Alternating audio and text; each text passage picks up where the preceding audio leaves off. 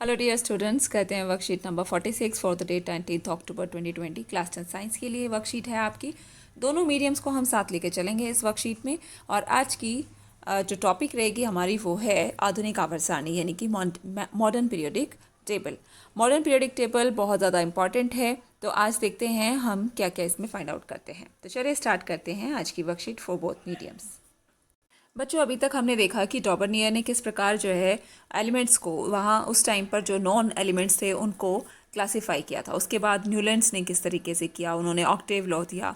और फिर हमने बात की, आगे बढ़े जब हम और सारे एलिमेंट्स और सारे तत्वों की जो है खोज होती चली गई और फिर उनको व्यवस्थित करना भी अब एक चुनौती थी उन सभी रसायनज्ञों के सामने। और लेकिन रसायनज्ञ जो जितने भी थे उन्होंने बहुत ज़्यादा मेहनत की और उनको व्यवस्थित करके दिखाया। मेंडलीफ ने भी अपनी एक पीरियोडिक टेबल दी और बहुत सारी चीज़ें ऐसी बताई उन्होंने कि जिससे ये जो मसला था कि इन तत्वों को किस प्रकार व्यवस्थित किया जाए, कैसे इनको अरेंज किया जाए एक पीरियोडिक टेबल के अंदर, ताकि इनकी प्रॉपर्टीज़ भी हमें समझ आने लगें, ये एक ग्रुपिंग के हिसाब से इनकी अरेंजमेंट की जा सके, तो वो बहुत ज़्यादा हद तक मेंडलीफ ने सुलझा दिया था।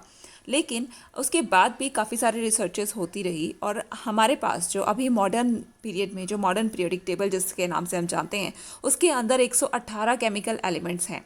118 तत्वों की खोज हो चुकी है, 2019 तक का ये है। और इसके अंदर इन सभी को व्यवस्थित किया गया है। आप देख सकते हो 7 पीरियड्स हैं, 18 ग्रुप्स हैं। तो ये सारी चीज़ें देखो इसके अंदर कितने अच्छे से व्यवस्थित हैं। और यहाँ पर आप कलर्स देख रहे होगे, है ना। तो ये कलर्स जो हैं इनका भी एक मायने है, किस वजह से इनको ये कलर्स प्रोवाइड किए गए हैं। ठीक है, तो आज की वर्कशीट स्टार्ट करते हैं और जानते हैं। बहुत सारी चीज़ें हैं, बहुत सारा इंपॉर्टेंट सामान है इसके अंदर, और ये सारी जो चीज़ें हैं इनको आप साथ के साथ लर्न करते जाइए, अपने नोट्स प्रिपेयर करते जाइए। तो चलिए स्टार्ट करते हैं एक फ़ोटोग्राफ से। पीरियोडिक टेबल की फ़ोटोग्राफ के साथ ही हमको दिया हुआ है हेनरी मोज़ले का पिक्चर। तो ये हेनरी मोज़ले साहब कौन है, इनके बारे में जान लेते हैं। Earlier scientist assume that the properties of elements are periodic functions of their atomic masses. पहले जब इसकी रिसर्च हुई थी तो वैज्ञानिकों के पूर्व मतानुसार तत्वों के गुणधर्म उनके परमाणु द्रव्यमान का आवर्त फलन होते हैं। यानी कि जितनी भी प्रॉपर्टीज़ हैं एलिमेंट्स की उस टाइम पे, तो वो व्यवस्थित भी इसी तरीके से की गई थी कि ये एटॉमिक मास के ऊपर डिपेंड करती हैं इनकी प्रॉपर्टीज़। इस on the basis of this assumption, Mendeleev placed then known 63 elements in a periodic table। और इसी अनुमान के आधार पर, यानी कि परमाणु द्रव्यमान के अनुसार ही प्रॉपर्टीज़ हैं सभी एलिमेंट्स की, इसी बेसिस पर मेंडलीफ ने भी क्या किया, जो 63 एलिमेंट्स, जो 63 तत्व उस टाइम पर जानकारी थी जिनके बारे में, उनको उन्होंने आवर्त सारणी में संयोजित किया था। But this method was rejected as it could not explain the position of certain elements and isotopes। लेकिन मेंडलीफ की आवर्त सारणी में भी बहुत सारी सीमाएं थी जो हम पिछली वर्कशीट में कर रहे थे, लेकिन बहुत सारी इंपॉर्टेंस भी थी। तो मेंडलीफ की जो आवर्त सारणी थी उसमें कुछ तत्वों और समस्थानिकों की जो स्थिति थी उनको स्पष्ट नहीं किया गया था।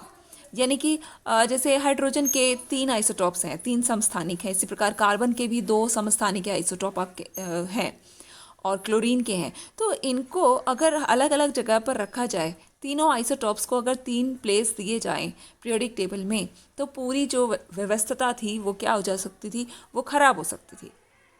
और इसका कोई जवाब भी नहीं वो दे पाए।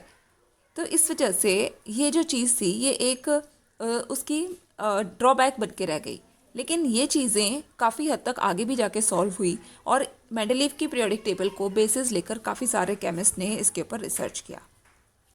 Then a scientist came whose name was Henry Moseley. Henry Moseley in 1913 removed these defects and put forward the modern periodic table। उसके बाद आवर्त सारणी में जो परिवर्तन हुआ वो किसने किया, 1913 में हेनरी मोज़ले ने इन सारी त्रुटियों का समाधान किया और एक आधुनिक आवर्त सारणी का निर्माण किया। ठीक, आगे बढ़ते हैं। मॉडर्न पीरियोडिक टेबल, अब क्या उसकी डेफिनेशन होती है। जो मॉडर्न पीरियोडिक टेबल है वो किस आधार पर है, किस बेसिस पर है। So that is depend on periodic function of their atomic number, यानी कि एटॉमिक नंबर पर वो पूरी तरह से निर्भर करती है। ओके, तो properties of the elements are periodic function of their atomic number. तत्वों के जो गुणधर्म है वो उनकी परमाणु संख्या का आवर्त फलन होते हैं। और अभी तक जो रिसर्चेस हुई थी उसमें परमाणु संख्या या एटॉमिक नंबर को यूज़ करने की बजाय एटॉमिक मास या फिर परमाणु द्रव्यमान पर ज़्यादा जोर दिया गया था और उसी पर वो निर्भर करती थी। तो जो थोड़ी बहुत त्रुटियां थी वो अब सॉल्व इसीलिए होने वाली थी क्योंकि अब पीरियोडिक टेबल, अब इन एलिमेंट्स की जो अरेंजमेंट है, इन तत्वों का जो अब व्यवस्थित किया जाएगा वो किस आधार पे किया जाएगा, वो अब एटॉमिक नंबर पे रखा जाएगा। एटॉमिक मास पर रखने की वजह से वो बहुत सारी सीमाएं सामने आ रही थी, है ना। तो आगे देखते हैं क्या हुआ। The atomic number gives us the number of protons in the nucleus of an atom.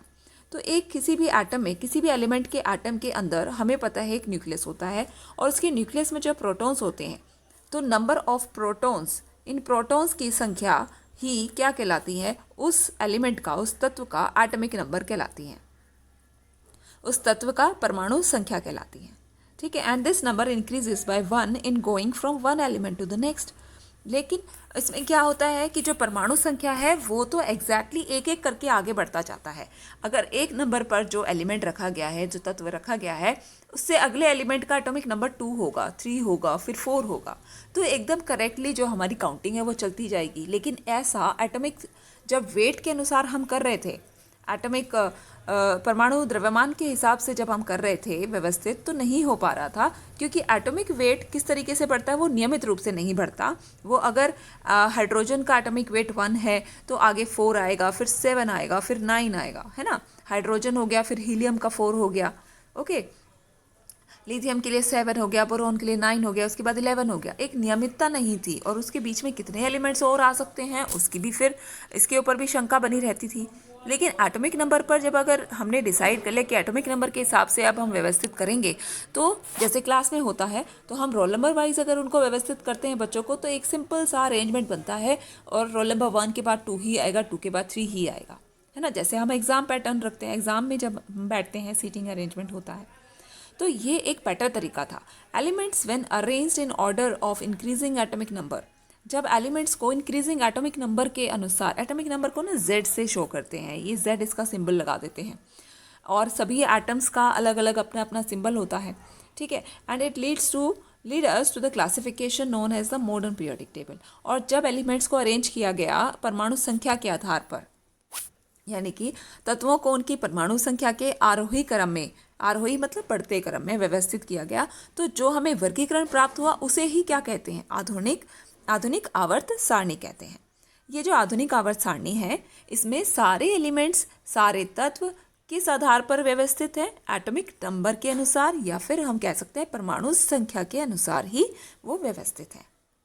और इससे हमारी काफ़ी सारी जो पिछले जो आवर्त सारणियाँ थी, जो त्रुटियाँ थी उनके अंदर, उनको सॉल्व किया जा सका।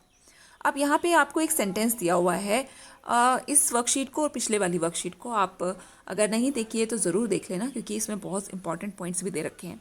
और एक इम्पॉर्टेंट पॉइंट यहाँ पर दिया हुआ है, लेकिन वो शायद कंप्लीट नहीं है, इसको कंप्लीट भी कर लेते हैं। देखिए क्या लिखा है, elements having same atomic number but different atomic masses.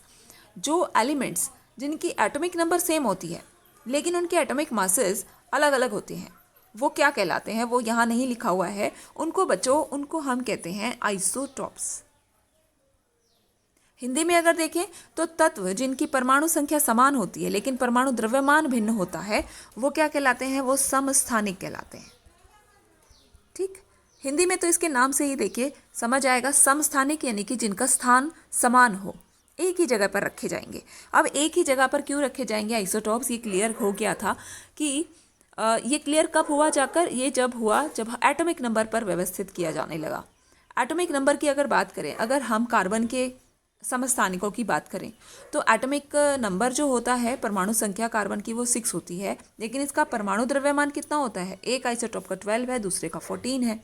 तो 12 और 14 तो परमाणु द्रव्यमान है, और अगर द्रव्यमान के हिसाब से अगर हम इसको व्यवस्थित करने लगेंगे तो इनको 2 स्थान मिलने चाहिए, और अगर 2 स्थान मिले तो वो एटॉमिक जो पीरियोडिक टेबल है हमारी, वो बिल्कुल अव्यवस्थित हो सकती है। लेकिन जब आवर्त सारणी को मोज़ले ने एटॉमिक नंबर के ऊपर बेस किया, तो क्या होगा कि जब एटॉमिक नंबर सेम है दोनों आइसोटॉप्स का, तो इनको एक ही प्लेस मिलेगा, एक ही प्लेस पर इसे रखा जाएगा। अगर हाइड्रोजन के 3 आइसोटॉप्स हैं लेकिन उसको प्लेस जो है पीरियोडिक टेबल में या आवर्त सारणी में, उसको प्लेस एक ही दिया जाएगा। तो ये बात क्लियर हो गई थी। तो यहाँ पे आप करेक्शन कर लेना, करेक्शन नहीं, आप इसमें ऐड कर लेना कि जिन एलिमेंट्स का एटॉमिक नंबर सेम होता है लेकिन एटॉमिक जो वेट है उनका, एटॉमिक मास जो है वो अलग होता है, तो वो आइसोटॉप्स कहलाते हैं, उन्हें हम समस्थानिक कहते हैं। ओके बच्चों, आगे आ जाते हैं आपके questions. Who discovered modern periodic table, या आधुनिक आवर्त सारणी का निर्माण किसने किया था? आधुनिक आवर्त सारणी का निर्माण बच्चों हेनरी मोज़ले ने किया था। इनका नाम आप लिखेंगे, हेनरी मोज़ले। इन 1913 इन्होंने ये पीरियोडिक टेबल जो दिया था इसमें। सेकंड क्वेश्चन में पूछा गया है राइट मॉडर्न पीरियोडिक लॉ, आधुनिक आवर्त नियम क्या है? तो बच्चों आधुनिक आवर्त नियम वही है जो मॉडर्न पीरियोडिक लॉ, यानी कि जो हमारी मॉडर्न पीरियोडिक टेबल है उसका बेसिस क्या है, वही उसका नियम है। तो इसमें आप लिखेंगे modern periodic law which can be stated as properties of elements are periodic function of their atomic number. Simple सी बात है, इसको याद कर लीजिए, तत्वों के गुणधर्म उनकी परमाणु संख्या का आवर्त फलन होते हैं।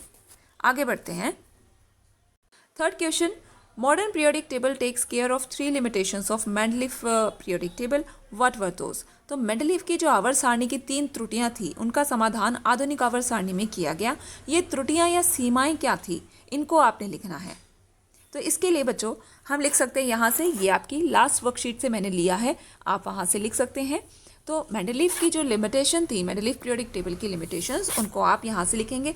तो ये 3 लिमिटेशंस लिखी गई हैं यहाँ पे, इसको आप यहाँ से नहीं लिखें तो ठीक रहेगा। ओके, इतने पोर्शन को आप ना लिखें, बाकी की जो 3 त्रुटियां थी उनको आप राइट डाउन करेंगे। और इन तीनों त्रुटियों का क्या किया गया है, जो मॉडर्न पीरियोडिक टेबल है उसमें इनका समाधान हो गया है। कैसे? जैसे कि जो फर्स्ट है कि मेंडलीफ को अपनी आवर्त सारणी में हाइड्रोजन की सही स्थिति का पता नहीं लग पाया, तो हाइड्रोजन को स्थिति दे दी गई थी, है ना। तो उसको फर्स्ट पॉइंट पे रखा गया, फर्स्ट नंबर पे रखा गया है। और isotopes of the same element will be given different position of atomic number is taken as basis which will be disturb the symmetry of the periodic table. तो elements को क्या किया गया, यहाँ पर एटॉमिक नंबर जो लिखा हुआ है वो एटॉमिक मास होना चाहिए। तो आप यहाँ पे इसको करेक्शन कर लेंगे, एटॉमिक नंबर नहीं बल्कि एटॉमिक मास रहेगा। अगर हम एटॉमिक मास के अनुसार आइसोटॉप्स को जगह दे देते तो हमें उनको जितने भी आइसोटॉप्स होंगे किसी एलिमेंट के उतने ही प्लेसेस उनको प्रोवाइड करने पड़ेंगे। तो एटॉमिक नंबर के हिसाब से जब किया गया तो सारे आइसोटॉप्स को एक ही प्लेस दिया गया। अब जो नेक्स्ट इनकी जो सीमा थी वो क्या थी कि atomic masses do not increase in a regular manner in going from one element to the next. Atomic mass के साथ यही प्रॉब्लम आ रही थी और यही त्रुटि थी सभी सारणियों में कि atomic mass do not increase, atomic mass जो है वो रेगुलर मैनर में इंक्रीज नहीं करता है, ठीक है, लेकिन एटॉमिक नंबर तो बिल्कुल नियमित रूप से इंक्रीज करता है, 1 के बाद 2 आएगा, 2 के बाद 3 आएगा। तो ये त्रुटियां थी, इनका समाधान किसमें किया गया, आप इस बात को लिखेंगे कि इनका समाधान किया गया था आधुनिक आवर्त सारणी में, मॉडर्न पीरियोडिक टेबल में। क्वेश्चन नंबर 4 जो है उसमें 2 पार्ट्स हैं। Comment on the position of isotopes in the modern periodic table.